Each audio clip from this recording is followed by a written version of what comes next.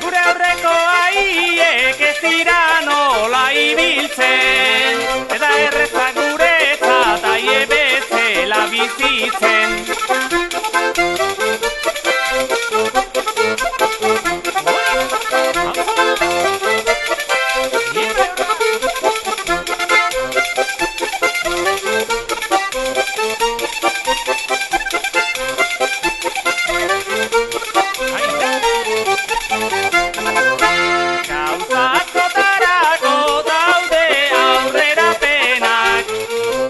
Eta kalean beharrezkoa direnak, lanak errez egiteko ez aldira deba honak.